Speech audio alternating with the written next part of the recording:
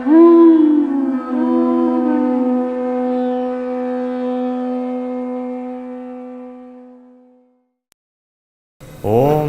Namo Bhagavate Vasudevaya.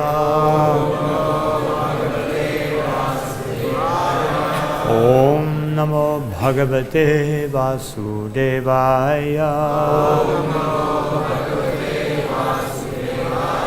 Om Namo Bhagavate Vasudevaya.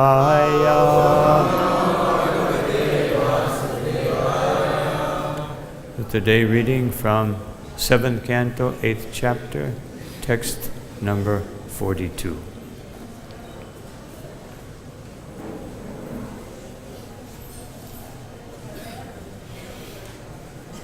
Pradanita paramabhavata tvayatana swabhaga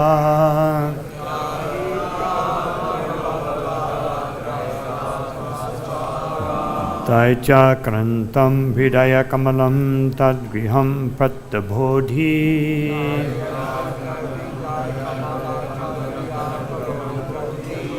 Kalagastam kiyaridam mahonat shushushatam te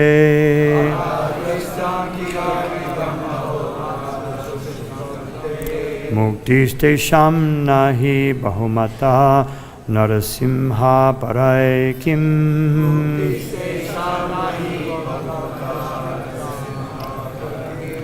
Shri Indra Uvacha Pradanita paramabhavata trayatana swabhaga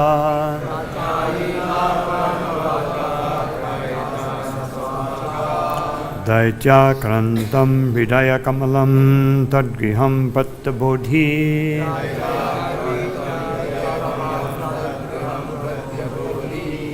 Kalagastam kiyaridam mahonata shushushatam te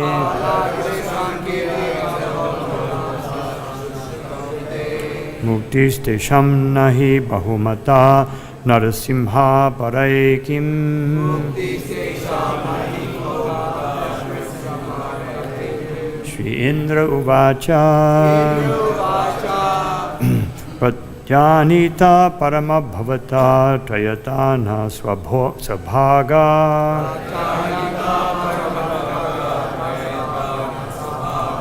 Daitya krantam vidaya kamalam tadgriham pratyabodhi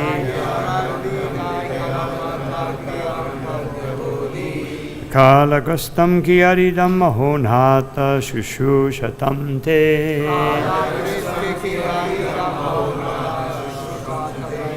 Muktistesham nahi bahumata narasimha paraikim Shri Indra Uvacha Indra, the king of heaven, said Pratyanita recovered Parama, O Supreme Bhavata, by your lordship Trayata, who are protecting Na, us Swabhaga, shares in these sacrifices Daitya akrantam, afflicted by the demon Hridaya kamalam, the lotus-like cores of our hearts Tatgriham, which is actually your residence Pratyabodhi, it has been illuminated Kalagashtam, devoured by time Kiyat, insignificant Idam, this world Aho, alas Nata, O Lord Shushushatam, for those who are always engaged in the service Te, of you Mukti, liberation from material bondage. Tesham, of them, the pure devotees. Na, not, he, indeed, bahumata, thought very important. Narasimha, O Lord Nrsimhadev, half lion and half human being. Aparaikim, then what is the use of other possessions? Translation and purport by His Divine Grace, Srila Prabhupada. King Indra said, O Supreme Lord, you are our deliverer and protector. Our shares of sacrifices, which are actually yours, have been recovered from the demon by you. Because the demoniac king Hiranyakashipu was most fearsome, our hearts, which are your permanent abode, were all overtaken by him. Now, by your presence, the gloom and darkness in our hearts have been dissipated. O Lord, for those who always engage in your service, which is more exalted than liberation, all material opulence is insignificant.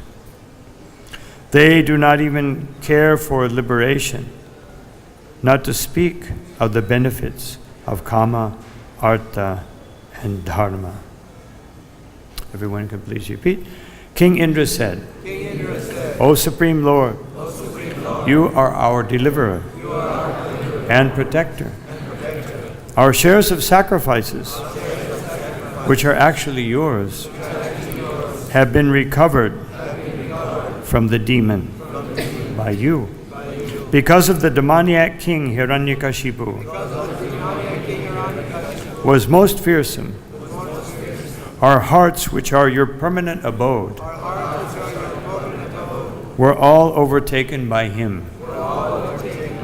Now by your presence, the gloom and darkness in our hearts have been dissipated. O Lord, for those who always engage in your service, which is more exalted than liberation, all material opulence is insignificant. They do not even care for liberation, not to speak of the benefits of kama, artha, and dharma. Purport. In this material world, there are two kinds of people, the devatas, demigods, and the asuras, demons. Although the demigods are attached to material enjoyment, they are all devotees of the Lord who act according to the rules and regulations of the Vedic injunctions. During the reign of Hiranyakashipu, everyone was disturbed in the routine duties of Vedic civilization. When Hiranyakashipu was killed, all the demigods who had always been disturbed by Hiranyakashipu felt relief in their general way of life. Because the government in Kali Yuga is full of demons, the living conditions of devotees are always disturbed. Devotees cannot perform yajna, and thus they cannot partake of the remnants of food offered in the yajna for the worship of Lord Vishnu. The hearts of the demigods are always filled with fear of the demons, and therefore they cannot think of the Supreme Personality of Godhead. The engagement of the demigods is to think of the Lord always within the cores of their hearts. The Lord says in the Bhagavad-Gita, Yoginam api sarvesham madgatenendaratmanaha shradvam bhajate yo mam same yuktitamo mata. And of all the yogis, he who always abides in me with great faith, worshiping me in transcendental loving service, is most intimately united with me in yoga and is the highest of all. The demigods fully absorb themselves in meditation upon the Supreme Personality of Godhead to become perfect yogis. But because of the presence of the demons, their hearts are filled with the activities of the demons. Thus their hearts, which are meant to be the abode of the Supreme Lord, are practically occupied by the demons. Although all the demigods felt relieved when Hiranyakashipu was dead, for they could easily think of the Lord. Then they could receive the results of sacrifices and become happy, even though in the material world. Om Jnanatimandasya Ganam Jana Sharakaya Chakshurum Militam Yena Tasmai Sri Gurave Namaha Shri Chaitanya Manobishtam Stapitam Yena Bhutale Swayam Rupa Kadamahyam Dadati Swaparandikam Namo Vishnu Padaya Krishna Prasthaya Bhutale Srimati Bhakti Vedanta Swami Niti Namine Namaste Saraswati Deve Gauravani Pracharine Nirvishesha Shunyavadi Paschatya Deshatarine Jaya Shri Krishna Chaitanya Prabhu Nityananda Shri Advaita Gadadha Shivashari Gaura Bhakta Vrinda Hare Krishna Krishna Krishna Hare Hare Hare Rama Rama Rama Hare Hare. So first of all, I would like to beg all the exalted Vaishnavas and Vaishnavis who are present here to, by your blessings, that I could say something meaningful about this verse. So, Srila Prabhupada points out, first Lord Brahma, he spoke about the glories of the unlimited potencies of the Supreme Personality of Godhead. And then Lord Shiva, he speaks about the greatest potency of the Lord, the mercy potency, which is his devotees, who are always protected by him. And now, Indra, in keeping with his tendency, speaks about how grateful he is that the Lord has rid of the demoniac influence of Hiranyakashipu so that he can enjoy the results of the sacrifices. As those who heard the previous part of this chapter, or those that remember, that when Lord Nrsimhadev was fighting with Hiranyakashipu, of course, he wanted a good fight, So he allowed Hiranyakashipu to escape. First he held him, and then he allowed him to escape. As Srila Prabhupada says, just the verse actually, like a mouse, like a cat playing with a mouse. First he catches it, then he lets it go, catches it again, lets it go. So, but when he let Hiranyakashipu go, all the demigods became frightened. What's going on?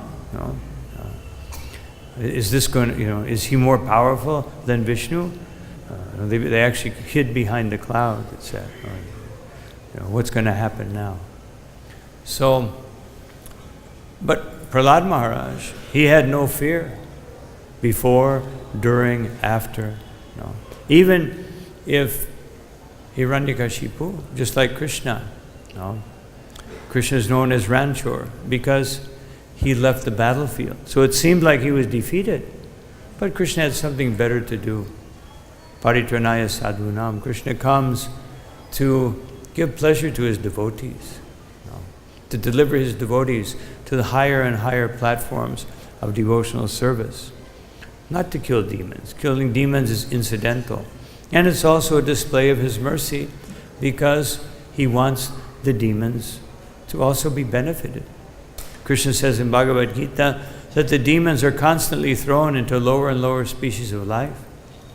Therefore, what is their hope other than being killed by? Once you become, demon of this stature, of course, Hiranyakashipu is a special demon, as we've heard many times, because he's actually the Lord's devotee. So much so, Srila Prabhupada mentions, this is why Prahlad Maharaj addressed him as Sri Hiranyakashipu, because he's a devotee. So he gets the title Sri. Otherwise, any other demon, we don't hear Sri Agasura, or Sri Putana. Although Putana certainly became Srimati after her encounter with Krishna. But such a great devotee. But demons, these demons, they get benefited by Krishna because he saves them. In the very last chapter of the 10th canto, it says that one of the extraordinary features of Krishna, there are 5 extraordinary features. One of them is that when he kills demons, not just the demon is benefited, but also their families, all kinds of relatives, they all go back home, back to Godhead. Just by being on the battlefield of Kurukshetra, so many materialistic, demoniac kings were elevated to the platform of liberation. So this is something very special about Krishna. Other forms of the Lord, they may liberate that particular demon, but Krishna liberates everyone. So this is his mercy. So he made the demigods a little fearful. And here Indra reveals this, and Srila Prabhupada points it out.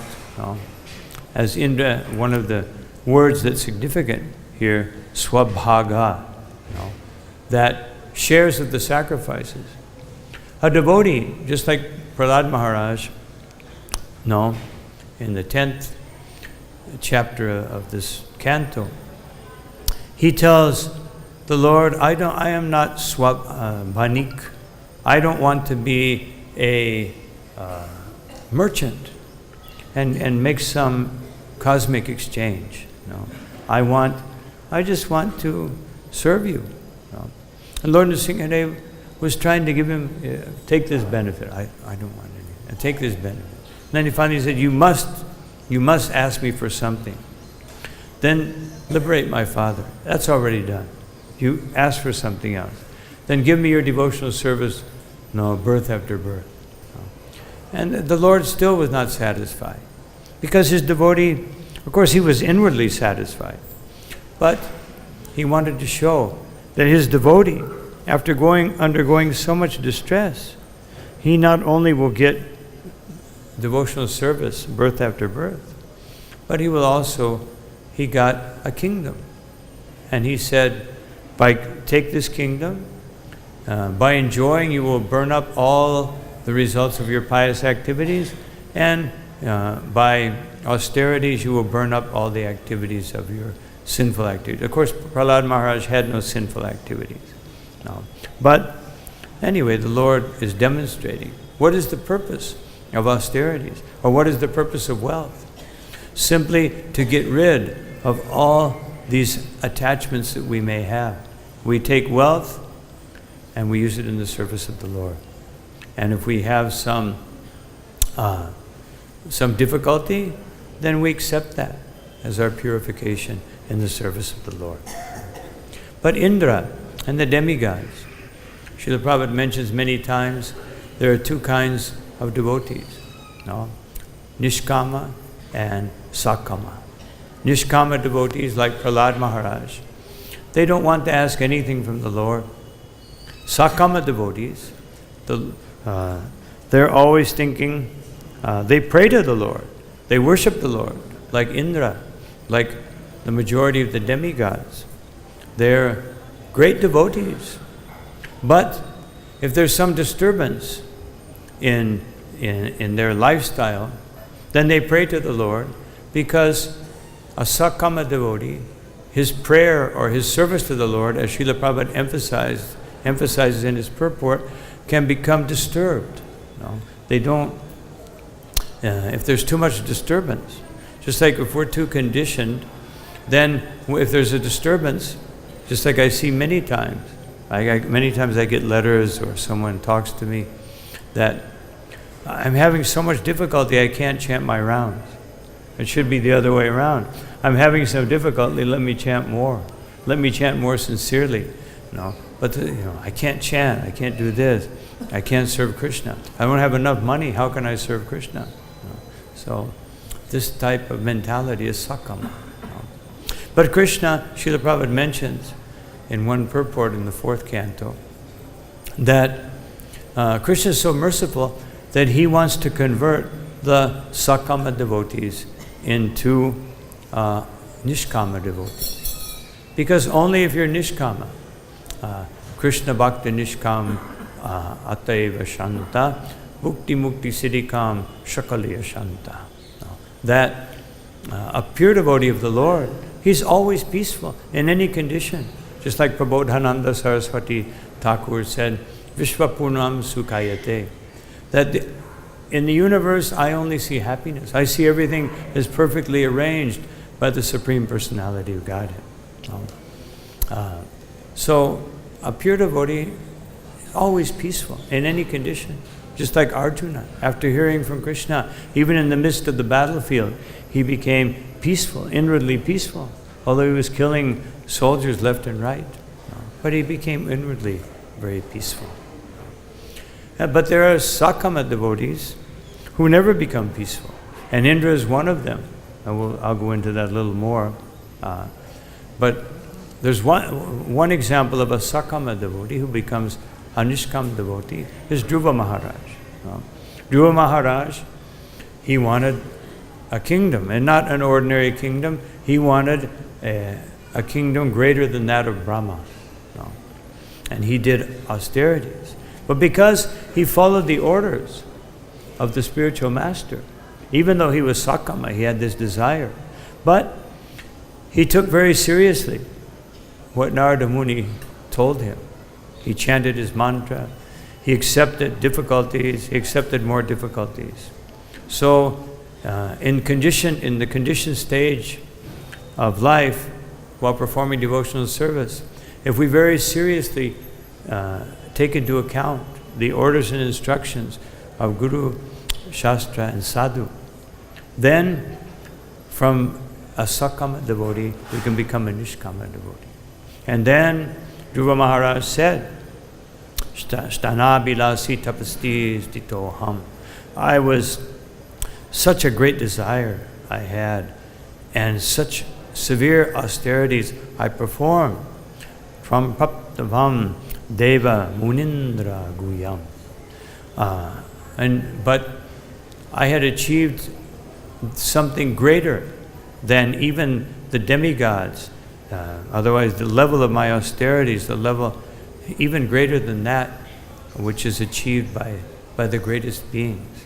But now I have achieved the greatest thing, Kacham Vichinvan Api Divya Ratnam. I was looking for insignificant jewels or insignificant pieces of glass, and now I've got the transcendental jewel. Swaming kitartos me baram nayache. Now I don't want anything other than simply to be situated at your lotus feet. This was his realization after so much austerity. And he realized, what is the use of a kingdom? But he got it anyway. Of course, we can't think inversely, well, let me just not want anything, and then I'll get something. No. Because as soon as you want something, then you're not detached. No. But sakama or nishkama, Krishna desires very much to please his devotees. But Indra, he was so attached to his pride, and that pride, that desire to be the king, this has gotten him into trouble many times with so many different, Bandaka Muni, so many times Indra, even one time a devotee asked Srila Prabhupada in Washington, he said, Srila Prabhupada, it's been raining for several days. We're doing the Sankirtan Yajna. Why is Indra doing this? And Prabhupada said, well, Indra, sometimes if someone is doing great austerity, too much yajna, then he becomes nervous. So devotees are doing so much sacrifice, so Indra's sending some obstacles. So Indra does this time and time. First he offended his guru, and now he offends the Supreme Lord. But because he's the king of heaven, he also offended Prithu Maharaj. Again and again, Indra's example is showing us that it's not that you get pure devotional service after 3 weeks or 2 months or 5 years. No, you may get it even after 1 second, but it's not guaranteed. Just like one young girl wrote to Srila Prabhupada, very concerned. She said that, Prabhupada, I've been practicing devotional service for 6 months and I still get sick. No. What's wrong? What's going on? No. So this is sometimes we overestimate just like it's very common we say when I became a devotee, but actually becoming a devotee is a very special thing. We say that, but maybe it's better to say when I became an aspirant devotee, and now I'm trying to become a real devotee. But so anyway, so the Sakama devotee, I just wanted to read one thing that Srila Prabhupada says about Sakama. The difference between Sakama and Akama devotees is that when Sakama devotees, like the demigods, fall into difficulty, they approach the Supreme Lord for relief. Whereas Akama devotees, even in the greatest danger, never disturb the Lord for material benefits. Even if an Akama devotee is suffering, he thinks this is due to his past impious activities and agrees to suffer the consequences. He never disturbs the Lord. Sakama devotees immediately pray to the Lord as soon as they are in difficulty. But they are regarded as pious because they consider themselves fully dependent on the mercy of the Lord. So a Sakama devotee is not like some bad position. Now, who are these Sakama devotees? Krishna says, Artorti Jigyas, Artarti Jnani. These 4 categories. Otherwise, when you approach the Lord with some ulterior motive, then that is Sakama devotee. But when one Tatenukambam Susamikshimana Bhunjane Vatmakritam Vipakam, when one becomes a Akama devotee, he patiently awaits Anukampam, the extreme mercy, which is, he knows it will descend. Anukampa means he's sure it will descend. And he patiently awaits. And he patiently awaits because he has the understanding. Sometimes we wonder, why is Krishna, or why is my destiny, I'm doing devotional service, why are these things happening to me? But a devotee knows eva atmakritam, that atmakrita, I am the author of everything that's happening in my life. If there's some difficulty, it's because, Srila Prabhupada points this out many places, especially in Bhagavad-Gita 256, one of my favorite purports. Prabhupada says that if a devotee is feeling difficulty, he thinks, Krishna is so merciful. He's giving me so little. I should have suffered so much. Just like a few weeks ago, I had this iron gate fall on top of me, and big one, pretty big. I don't know how heavy it was, but it was heavy enough that I couldn't get from under it. Anyway, and it was a little painful. But then I remembered that what Prabhupada said. And I thought I was probably supposed to get run over by a semi, but it was just an iron gate. So I'm very grateful. But sometimes we forget this. And of course, we don't forget. We also forget. We don't think about it. When I get some material prosperity, then Srila Prabhupada says we should think, Krishna is giving me this facility, even though I don't deserve it. He's so merciful. He's giving it to me so that I can worship Him.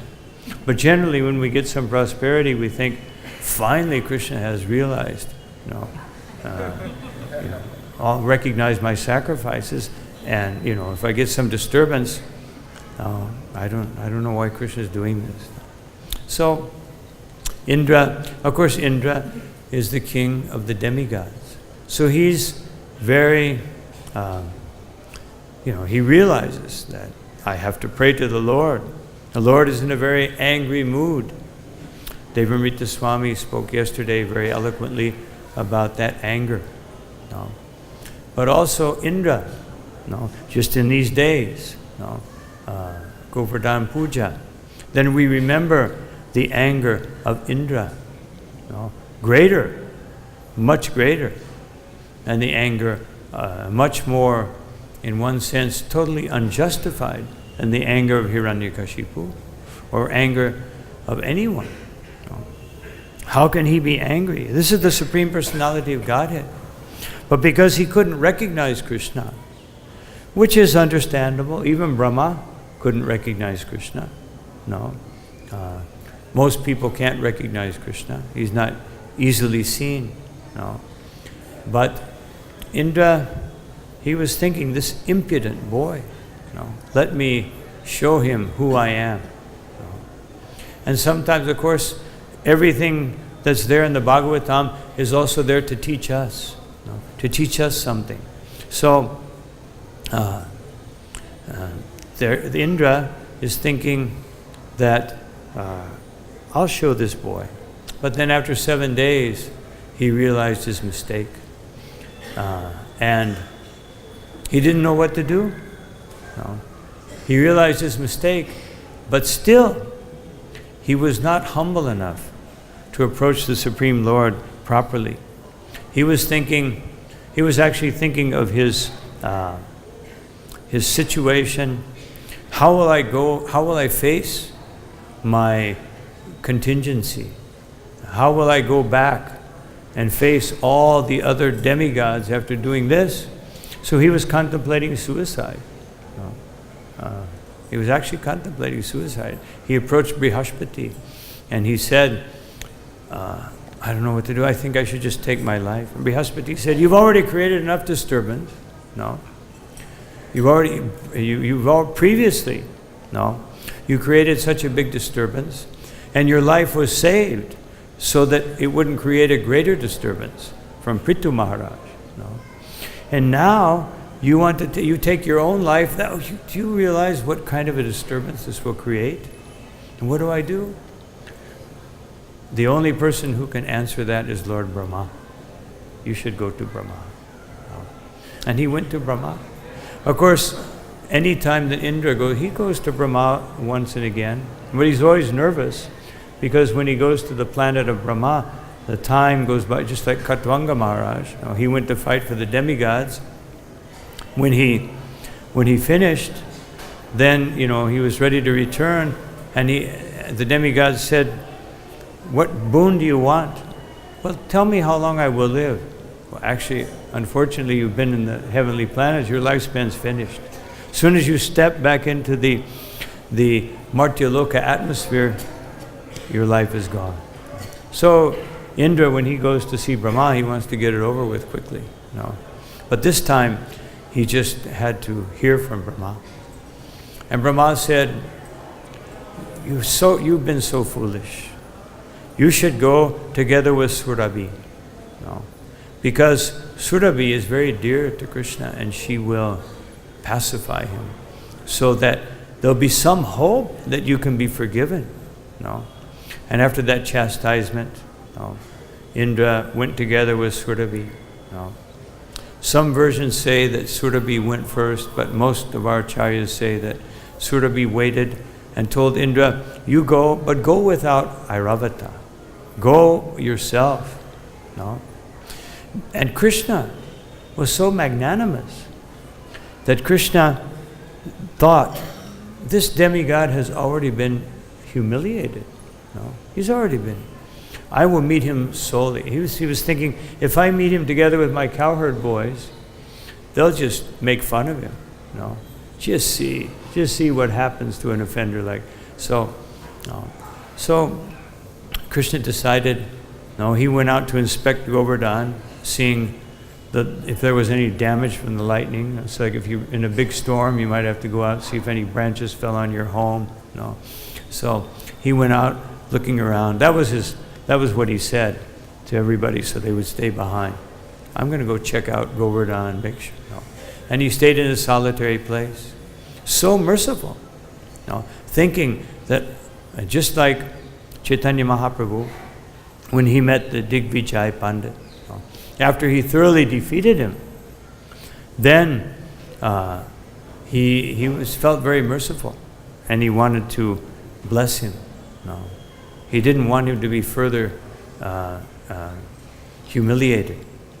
So Krishna, then Indra approached him. He didn't know what to do.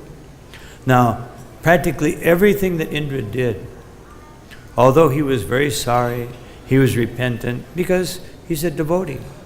But because he's a Sakam devotee, there was always a little motive behind it. There was always some lack of humility. And so he approached Krishna, he approached very slowly, then he offered obeisances at a distance, and Krishna touched his crown. And then he's like waiting for some big chastisement.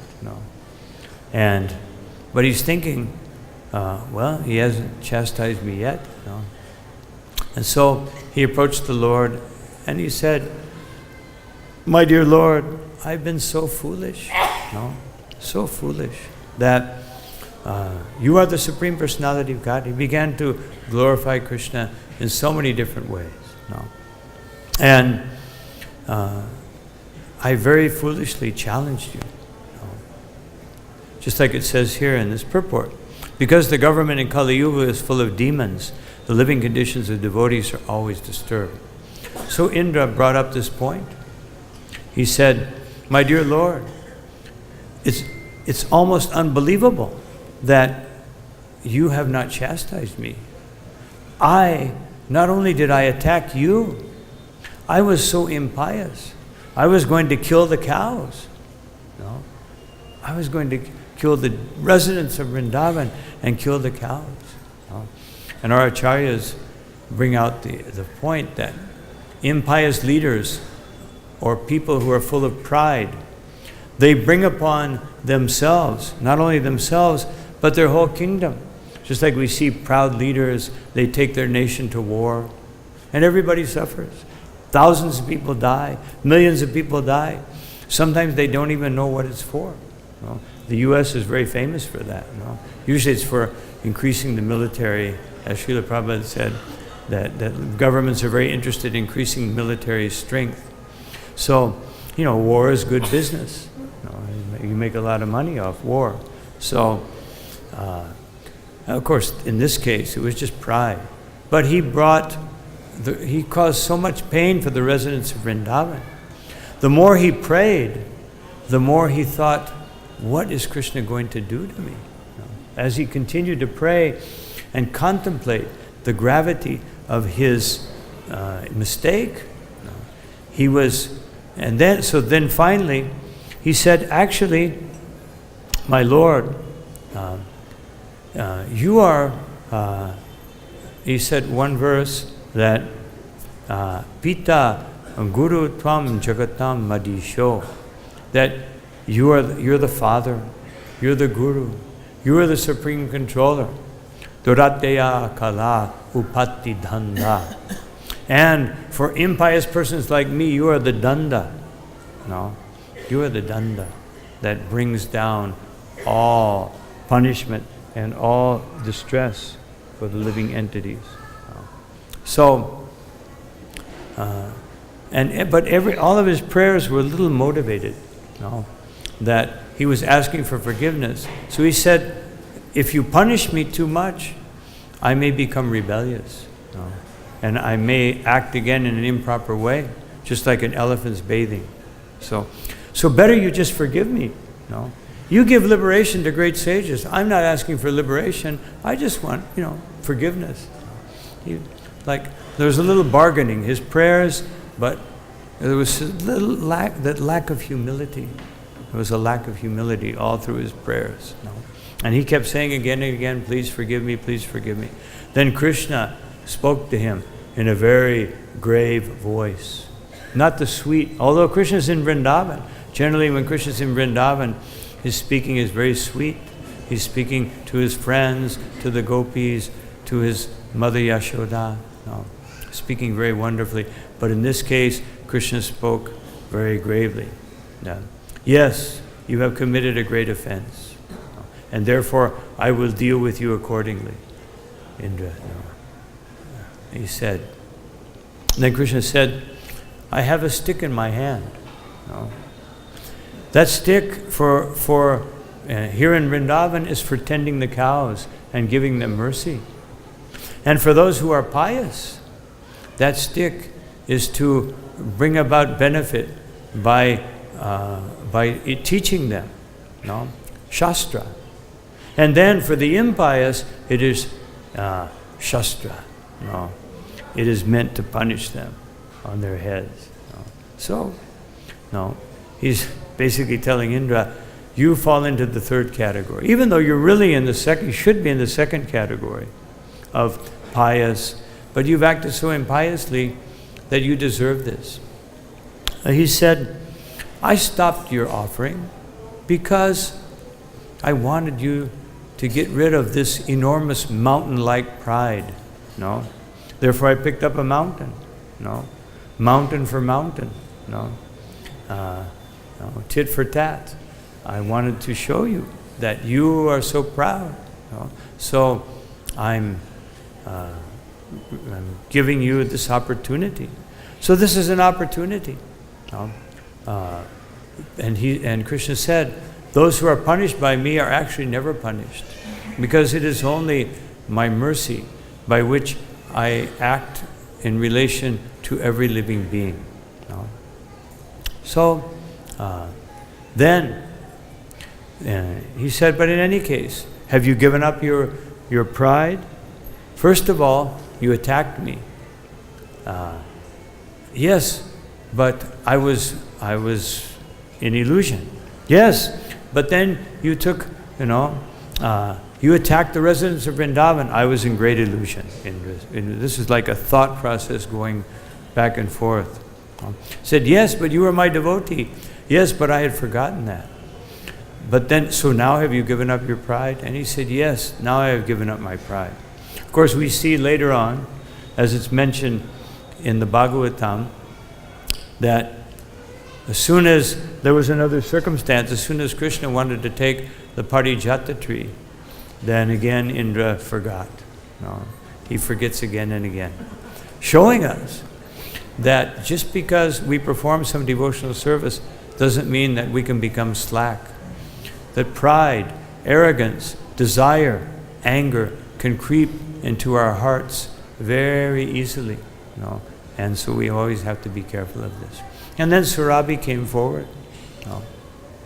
And she said, oh, Krishna, Krishna, I simply want to glorify you as my Indra. This Indra is useless.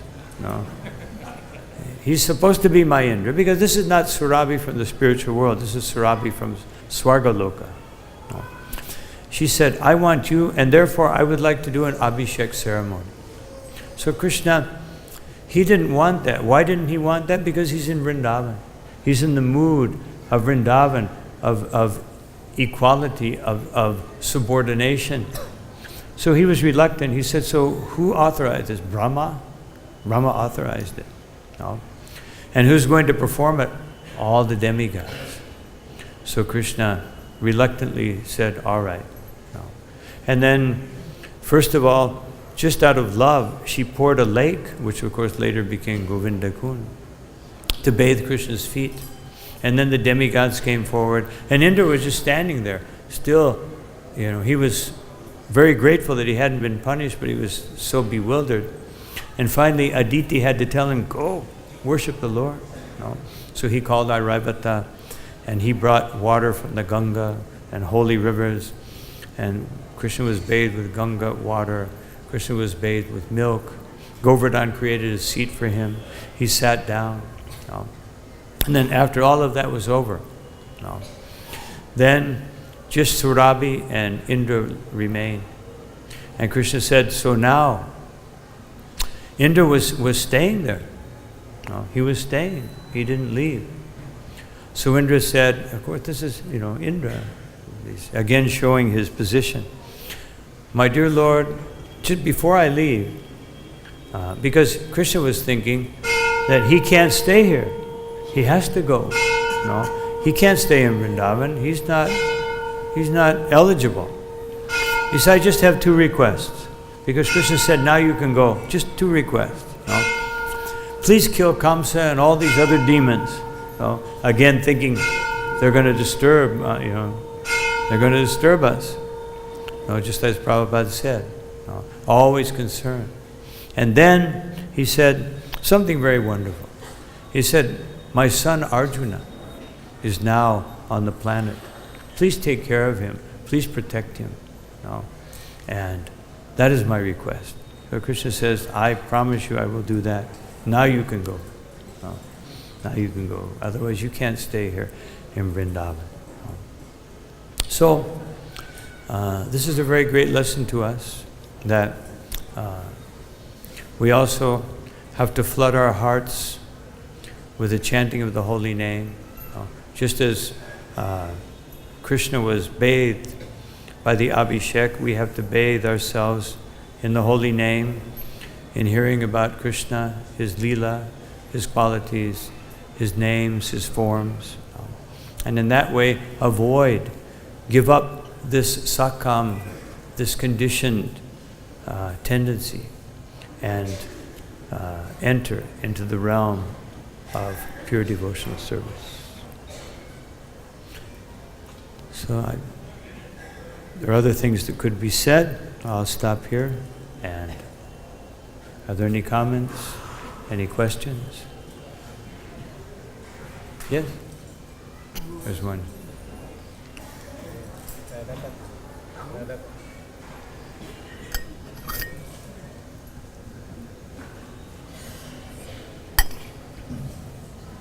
Hare Krishna Maharaj, thank you for the nice class.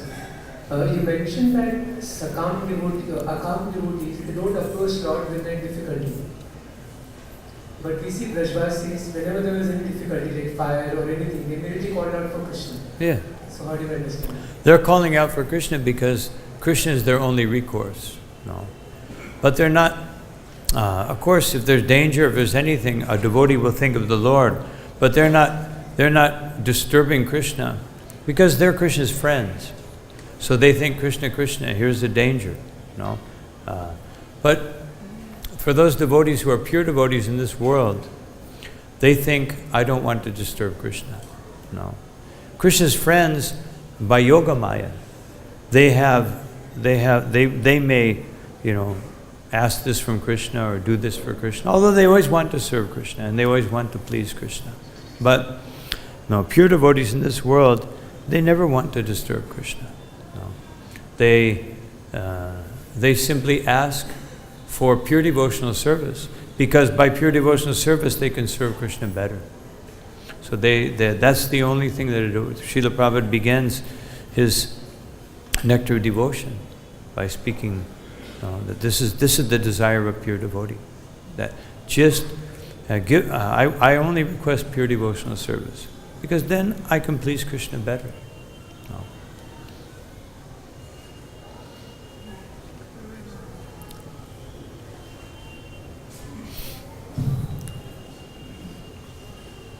Maharaj, thank you very much for the wonderful class. My question is, as you mentioned, Krishna protects his devotees, and we know this through Bhagavad-Gita and Bhagavatam too. But when we hear incidents like sannyasis passing away in car accidents, or some senior devotees going to some yatra and passing away in a plane crash, for that matter, I have come across a devotee just a week back who was a staunch devotee of Lord Jagannath, who used to worship Jagannath day and night. But only one day before the Rath Yatra that was to be taken place in his city, he passed away in a very harsh crash accident, in a car accident, where his head was separated and his legs were cut off.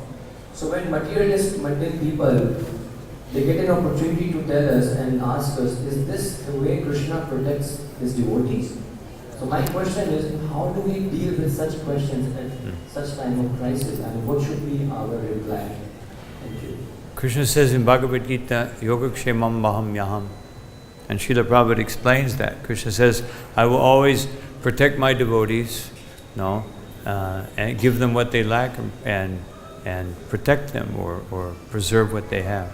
And Srila Prabhupada explains that yoga means that Krishna will give them the means to become more and more intensely absorbed in devotional service, and he will protect them from falling down from that platform of devotional service. So this is the protection that Krishna always gives his sincere devotees.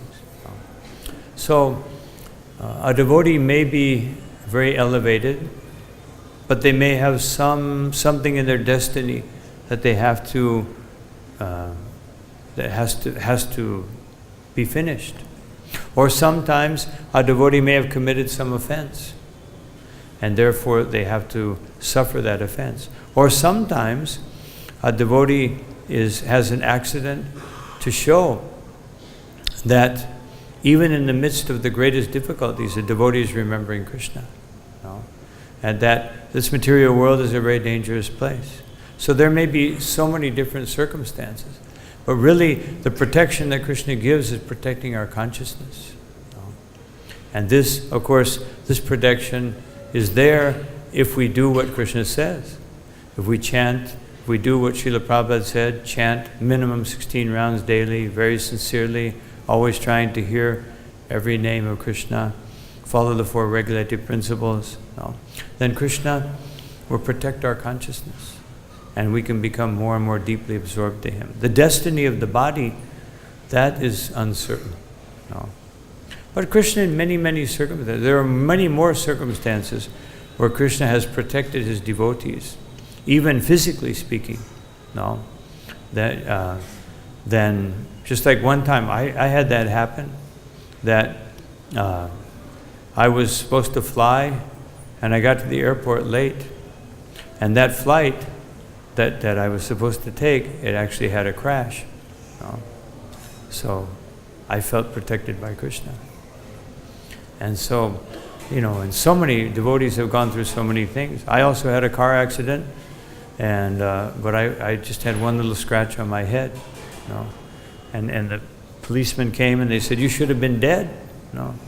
So I've seen many, many more instances where Krishna protects his devotee, even externally speaking.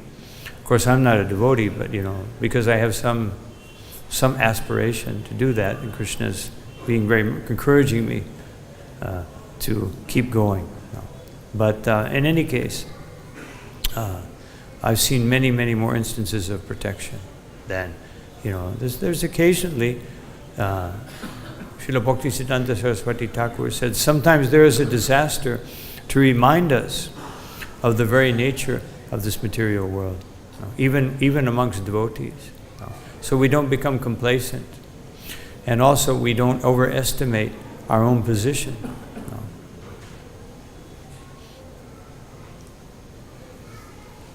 Hare Krishna.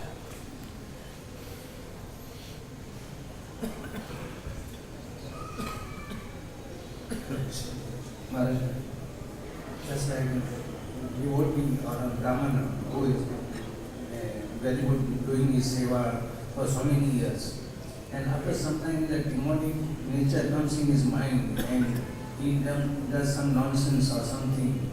So how this demonic nature, when he is serving Lord for 20 years, 30 years, 40 years, and after that this demonic nature, how it comes and if he want to do something which is abnormal, which is not good, this demonic mentality come after the so long?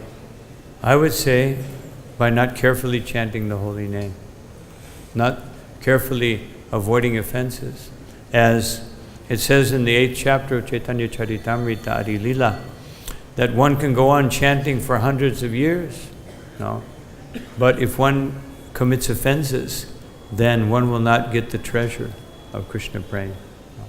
So, it's not a question of how much time, but the quality of our devotional service. If the quality is there, then in one moment, in very little time, we can become so purified and so blissful in devotional service. Hare Krishna. It's okay. Hare Krishna.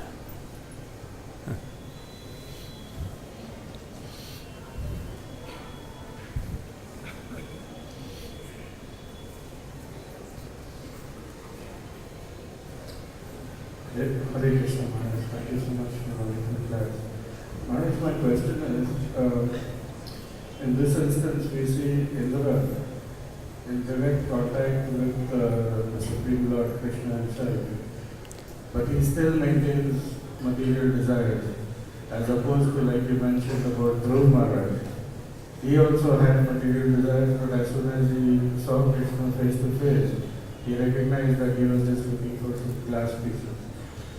So, what is it that we need to do to become more like Dhruv rather than remain like Indra? Well, we either have to give up our attachment to those unnecessary things in our life, or if we perform sincere devotional service and we're still attached, just like Indra, of course he has to be taught again and again, then Krishna says, no, yasyaham anugrinami harisye taddanam shanat, that if I want to favor my devotee, because I see he's very sincere, he's trying to serve me, but he's a little distracted, so then I will take away whatever is necessary, even to the point tato danam tajant yasya swajana dukkha dukhitam, even to the point where I take away so much that even his family members reject him. I think he's useless. No money, no nothing. Just like the Avanti Brahman. And finally, he became blissful. He realized that first he was miserable. I lost everything, but then he realized I've never felt so good. Actually, this is the Lord's mercy. So, hopefully we can learn. We don't have to have everything taken away. But actually, the demigods were praying to Krishna in the 5th canto, and they say, Satyam Dishat Yatitam Artito Mrinam. That Krishna wants to fulfill the desires of all his devotees. Naivartato Yat Punar Artita Yataha. But if there is some desire in his heart that will cause him to again experience this material miseries in this material world, then Swayam Vidite Bhajatam Anichtatam. Even though he doesn't necessarily want it, because of his sincere devotional service, I will award him Ichcha Bitanam Nijapada Palavam. I will award him by putting my lotus feet on his head, and that will satisfy all of his desires. So that's Krishna's formula. Yes, one more question, I think, then I don't want to keep everybody from their breakfast. Hare Krishna Maharaj, thank you very much for the class.